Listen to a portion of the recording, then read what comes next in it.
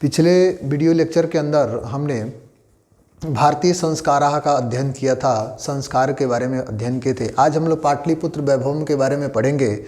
देखिए, पाटलिपुत्र वैभवम जो है, इसमें हम लोग निश्चित रूप से इससे ऑब्जेक्टिव प्रश्न और सब्जेक्टिव प्रश्न दोनों प्रकार के प्रश्न आते हैं। और जहाँ तक मेरा उम्मीद है कि आप अगर इस वीडियो को ध्यानपूर्वक सुनकर और इसमें जितने भी टॉपिक लिखे गए हैं बोर्ड पर उनको अगर आप ध्यान से पढ़ लेते हैं तो मुझे उम्मीद है कि ऑब्जेक्टिव से लेकर के सब्जेक्टिव तक पूरा का पूरा आपका कंसेप्ट टोटली क्लियर हो जाएगा। इसलिए आप इसे ध्यान से देखें। देखिए, पटना जो है बिहार राज्य की राजधानी है, ये तो सब कोई जानते हैं। और ऐसा माना जाता है कि पटना प्राचीन काल से ही बहुत समृद्ध था। और पटना का नाम जो था, एक समय की बात है कि यहाँ देखिएगा कि प्राचीन काल से इसका जो नाम था, पहले इसका नाम जैसे माना जाता था कि पाटलिपुत्र का इसका नाम था पुष्पपुर, उसके बाद कुसुमपुर। यहाँ पे इसका नाम पुष्पपुर रखने का एक कारण था कि यहाँ पे पाटल पुष्प, यानी पाटल पुष्प हम लोग गुलाब को कहते हैं। गुलाब के फूलों का अत्यधिक उत्पादन होने के कारण इसका नाम क्या पड़ गया, पाटलिपुत्र पड़ गया। और यहाँ पे एक वंश जो था गुप्त वंश, गुप्त वंश की क्या विशेषता थी कि वहाँ पे कौमुदी महोत्सव मनाया जाता था। शरद ऋतु में, जाड़े के ऋतु में यहाँ पे कौमुदी महोत्सव मनाया जाता था। अब कौमुदी महोत्सव जिस प्रकार हमारे यहाँ दुर्गा पूजा इत्यादि जो हम लोग मनाते हैं, सारे लोग आनंद मग्न होकर के इस पूजा में मग्न हो जाते हैं, उसी तरह उस समय गुप्त वंश के लोगों के द्वारा कौमुदी महोत्सव मनाया जाता था। एक कवि हुए राजशेखर, राजशेखर ने पटना के बारे में अपनी पुस्तक काव्य मीमांसा में लिखा है कि यहाँ पे पाणिनि, पतंजलि, पिंगल इत्यादि जैसे विद्वानों ने इनकी परीक्षा भी ली गई है और इन्होंने इसी पटना में रह करके अपनी प्रसिद्धि को व्याप्त की है, पूरे संसार में, पूरे जगत में अपनी प्रसिद्धि को फैलाया है। दामोदर गुप्त ने भी अपनी एक पुस्तक कूटनीमताख्य, कूटनीमतम में उन्होंने कहा है कि यह पृथ्वी के तिलक के समान, ये जो नगर है ये पृथ्वी के तिलक के समान है और यह शिक्षा का महान केंद्र है।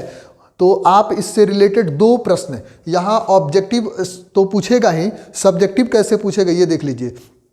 कवि राजशेखर ने पटना के विषय में क्या कहा था, तो आप लिख दीजिएगा कि यहाँ पे पाणिनि, पतंजलि और पिंगल जैसे विद्वानों ने प्रसिद्धि प्राप्त की। और उसके बाद दूसरा पूछेगा कि दामोदर गुप्त ने अपनी दामोदर गुप्त ने कौन सी पुस्तक लिखी, तो लिख दीजिए कूटनीमताख्य। उसके बाद पूछेगा कि इन्होंने पटना के विषय में क्या कहा है, तो आप इसमें लिखेंगे कि इन्होंने कहा है कि यह तिलक के समान है, पृथ्वी के तिलक के समान है और यहाँ पर ये शिक्षा का केंद्र है ना। उसके बाद हम लोग आगे बढ़ते हैं और यहाँ देखिएगा कि महात्मा बुद्ध, यहाँ पे महात्मा बुद्ध आए हुए थे। और महात्मा बुद्ध अपने अनुयायियों के साथ में, अपने शिष्यों के साथ में जब यहाँ पे आए तो उन्होंने पटना के बारे में कुछ भविष्यवाणी किया था। पटना के बारे में क्या भविष्यवाणी किया था कि ये जो नगर है ये बहुत बड़ा महानगर बनेगा। ये जो उस समय वो गाँव था और गाँव होने के बाद यहाँ पे बहुत बड़ा नगर बनेगा, लेकिन यहाँ पे अग्नि का भय, कलह का भय और जल का भय हमेशा बना रहेगा। यानी अग्नि, कलह और जल से हमेशा पीड़ित रहेगा पटना। यानी क्वेश्चन पूछ देगा कि किस महापुरुष, कौन से महापुरुष पटना में आए, तो भगवान बुद्ध आए थे और महात्मा बुद्ध पटना में आए थे और उन्होंने पटना के विषय में क्या कहा था, ये सब्जेक्टिव प्रश्न है यहाँ पे।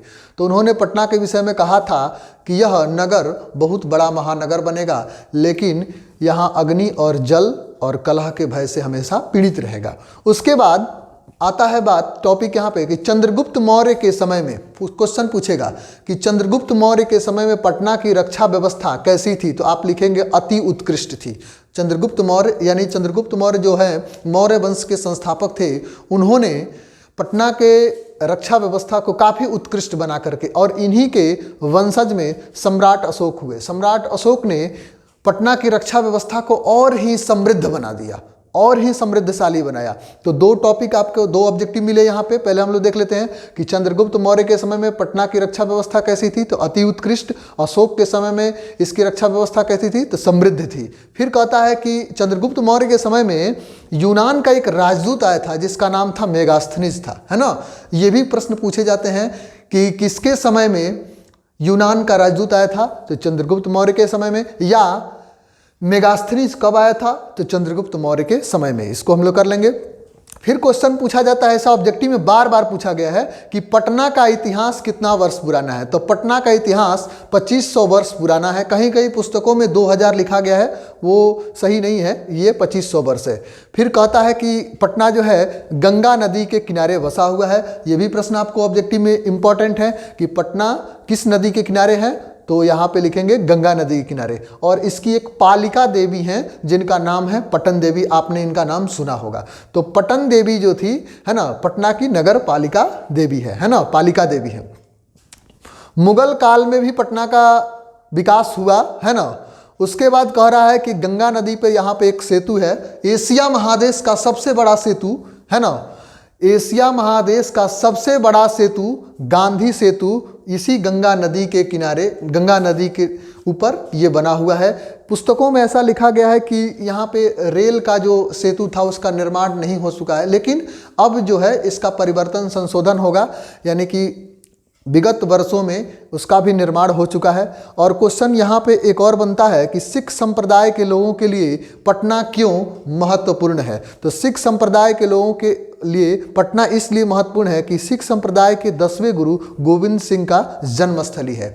तो आप ये भी याद रखेंगे कि किस महापुरुष की जन्मस्थली पटना है, तो गुरु गोविंद सिंह। और यहाँ पे पटना के जो दर्शनीय स्थलों के बारे में कुछ नाम उल्लेख करने के लिए उनके दर्शनीय स्थलों के बारे में आपको लिखना होता है, तो आप अपने से लिख सकते हैं। गोलघर, जैविक उद्यान, तारामंडल, संग्रहालय, सचिवालय, महावीर मंदिर, मौर्यकालिक अवशेष इत्यादि दर्शनीय स्थल है। अब हम लोग एक बार फिर से इसको ऑब्जेक्टिव के तौर पे थोड़ा सा देखते हैं कि पटना, इससे रिलेटेड कौन कौन से ऑब्जेक्टिव आएंगे। तो देख लीजिए, बिहार राज्य की राजधानी कौन है, पटना हो जाएगा। उसके बाद पटना का पुराना नाम पाटलिपुत्र, कुसुमपुर या ये सब हो जाएगा। उसके बाद इसे कौन से पुष्पों के नाम पे, तो पाटल पुष्प के नाम से, है ना। यहाँ पे फूलों का बहुत अत्यधिक उत्पादन होता था, इसीलिए इसका नाम पटना पड़ गया, है ना।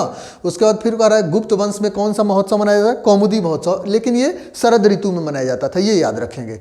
राजशेखर ने कौन सी पुस्तक की रचना की थी, काव्य मीमांसा। दामोदर गुप्त ने कौन सी पुस्तक की रचना की थी, कूटनीमितक, है ना। उसके बाद यहाँ पूछा जाता है आपको कि पृथ्वी का तिलक कौन सा है, तो ये पटना है, पाटलिपुत्र वैभव पाठ के आधार पर। फिर देखेंगे महात्मा बुद्ध, कौन से महापुरुष पटना है, तो महात्मा बुद्ध। उसके बाद यहाँ पे देखेंगे कि चंद्रगुप्त मौर्य के समय में इसकी रक्षा व्यवस्था कैसी थी, अति उत्कृष्ट थी, और अशोक के समय में इसकी रक्षा व्यवस्था समृद्ध थी।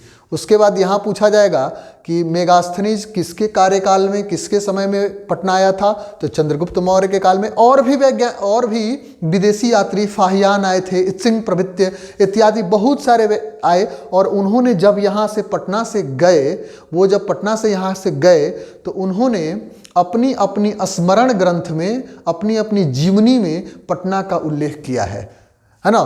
तो इसको यहीं पे हम आज इन करते हैं। आप इसका स्क्रीनशॉट ले लीजिएगा, और इसको आप जितना बार, मतलब एग्जाम के पहले, मैं उम्मीद करता हूं कि आप इसे एक बार देखेंगे तो ऑब्जेक्टिव से रिलेटेड सारे के सारे प्रश्न यहाँ से बन जाएंगे। Okay, thank you.